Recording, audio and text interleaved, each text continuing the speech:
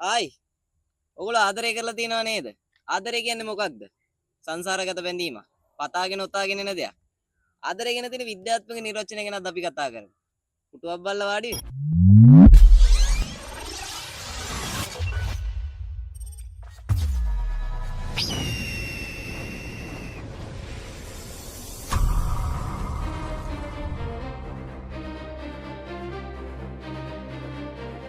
ආදරය කියන හැඟීම වයස අවුරුදු 15 16 පහ වෙනවත් එක්කම කෙනෙක්ට ඇති වෙන හැඟීමක්.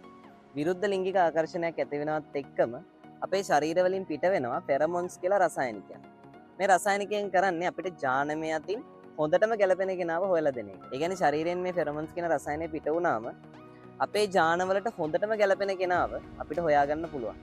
මේ ෆෙරමොන්ස් වල සුවඳ අපේ මොළයට දැනෙනවා. ඉතින් මේ හරහා තමයි අපිට පුළුවන් වෙන්නේ ජානමය අතින් ගැලපෙන කෙනාව හොයාගන්න. ඉතින් මතක් කරලා බලන්නවා පාසලේ හරි පන්තියක හරි ඉන්නකොට ඔයාගේ එහා පැත්තෙන් වාඩි වෙලා ඉන්න ගෑනු ළමයා ගැන හරි ඔයාගේ එහා පැත්තෙන් වාඩි වෙලා ඉන්න පිරිමි ළමයා ගැන හරි අහම්බෙන් ඔයාට ආකර්ෂණයක් ඇති වෙනවා. ඉතින් මේ ආකර්ෂණයට බලපාන්නේ මේ ෆෙරමොන්ස් කියන රසායනය.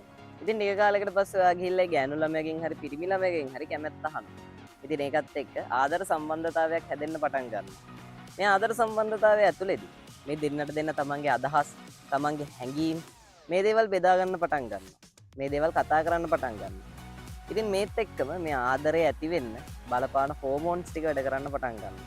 මේ ආදරයක් ඇති වුනහම මුල්ම අවදියේදී ආදරයක මුල්ම අවදියේදී ඩොපමින් කියන රසායනිකය පිට වෙන්න පටන් ගන්නවා. ඩොපමින් වලින් කරන්නේ අපේ මනසේ සතුට ඇති කරන එක. සතුට ඇති කරන හෝමෝනය තමයි ඩොපමින් කියන්නේ. මේ ඩොපමින් ස්‍රාවය වෙනවත් එක්ක මේ දෙන්නට Taman කෙරෙහි ලෙන්ගතුකමක් ඇති වෙන්න පටන් ගන්නවා.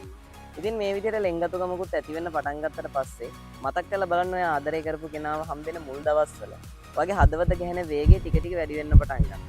ඔයා එයා ළඟට ගියාට පස්සේ ඔයාගේ හෘද ස්පන්දන වේගය වැඩි වෙන්න ගන්නවා. ඔයාට දාඩිය දාන්න පටන් ගන්නවා. ඉතින් මේ දේවල් වෙන්නේ සෙරටොනින් නිසා. මේ සෙරටොනින් කියන හෝමෝනයෙන් කරන්නේ මේ ආදරයේ ලෙවල් එක තව තවත් වැඩි කරන එක.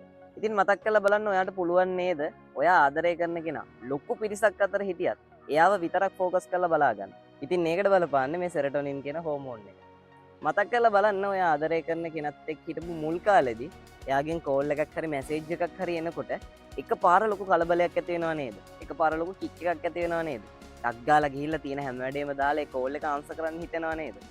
මේ හැමදේම වෙන්නේ ඇඩ්‍රනලින් කියන හෝමෝනය නිසා. අපේ ශරීරේ එකපාර කුතුහලයක් ඇති වෙන්න ගන්නෙ. එකපාර අපේ ශරීරේ බය වෙන්නේ. කලබල වෙන්නේ මේ ඇඩ්‍රනලින් කියන හෝමෝනය නිසා. ඉතින් මේ ආදරේ ටික ටික ඉස්සරහට කන්ටිනියු වීගෙන යනකොට මේ ආදරේ පැවැත්ම ආරක්ෂා කරගන්න තවත් වැදගත් හෝමෝනයක් දායක වෙනවා. ඒ තමයි ඔක්සිටොසින්. මේ ඔක්සිටොසින් කියන්නේ ඉතාමත් ප්‍රබල හෝමෝනයක්. සමහර විද්‍යාත්මක පරීක්ෂණවල තියෙන විදිහට දෙමාපියන්ට තමන්ගේ දරුවන් ගැන ලොකු ලෙන්ගතුකමක් ඇති වෙන්නේ මේ ඔක්සිටොසින් කියන හෝමෝනය නිසා.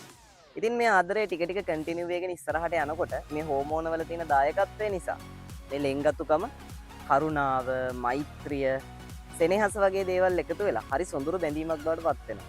ඉතින් මේ දේවල් වලට වග කියන්නේ ඔක්සිටොසින් කියන හෝමෝනය. ඉතින් මේ විදිහට ආදරේ ඉස්සරහට කන්ටිනියු වෙගෙන යනකොට අවුරුද්දක් අවුරුදු දෙකක් විතර ගත වෙනකොට තව වැදගත් ස්නායු සම්ප්‍රේෂකයක් මේ ලව් එකට උදව් කරන්න පටන් ගන්නවා. ඒ තමයි නොරොෆෙනැෆ්‍රින්.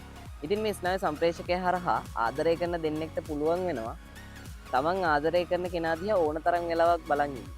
ඒ වගේම මෙයාලට එක එක බෑග්ග්‍රවුන්ඩ් මියුසික් ඇහෙනවා, එක එක ලස්සන දේවල් පේනවා වගේ හෙලෝසිනේෂන් පවා පේන්න පටන් ගන්න පුළුවන්. ඉතින් ටික කාලයක් යනකොට මේ හෙලෝසිනේෂන් පේනවට අමතරව ටෙලිපති වගේ දේවල් පවා වර්ධනය වෙනවා කියලා සමහර පරීක්ෂණවල තියෙනවා. ටෙලිපති ගැන අපි ඉස්සරහට වීඩියෝ එකකින් කතා කරමු. ඉතින් මේ හෝමෝන සහ ස්නායු සම්ප්‍රේෂකත් එක්ක මේ ආදරේ රසායන විද්‍යාත්මකව ටික ටික වර්ධනය වෙනවා. ඉතින් මේ විදිහට මේ ආදරය ඉස්සරහට කන්ටිනියු වෙගෙන යන අතරතුර එකපාර මේ ආදර සම්බන්ධතාවය නැති වුණා. බූට් එකක් තියලා ගියොත් මොකද වෙන්නේ? අන්න ඒ වගේ වෙලාවට ආපහු ඇඩ්‍රනලින් කියන හෝමෝනය වැඩ කරන්න පටන් ගන්නවා. එතකොට අපිට ලොකු පාළුවක්, ලොකු දුකක් එක්ක ලොකු කම්පනයක් ඇති වෙන්න පටන් ගන්නවා.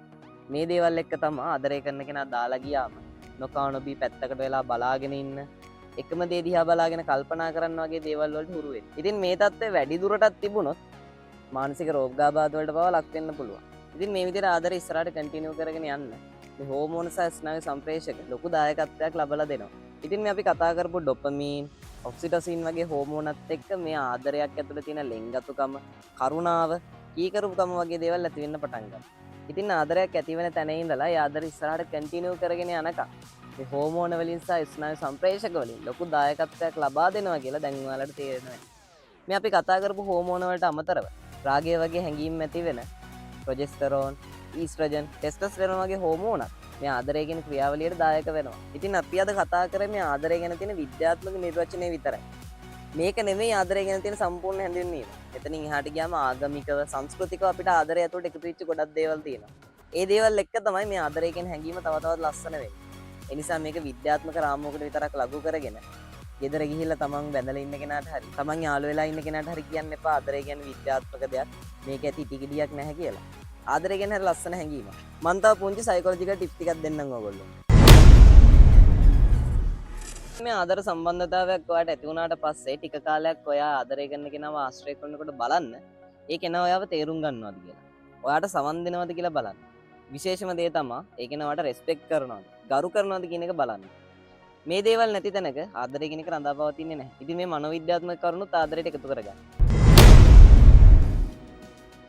ඊට අමතරව දර්ශනවාදයෙන් ආගමෙන් ලැබෙන දේවලුත් ආදරයට එකතු කරගන්න. බුදුදහම කියන විදිහට තමන් ආදරය කරන කෙනාට කරුණා කරන්න, මෛත්‍රී කරන්න පුරුදු වෙන්න.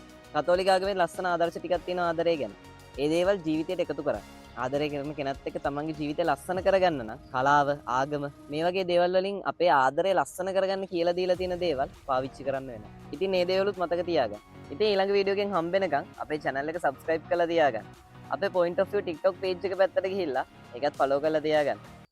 හම්බෙමු. ගිහින් එන්න.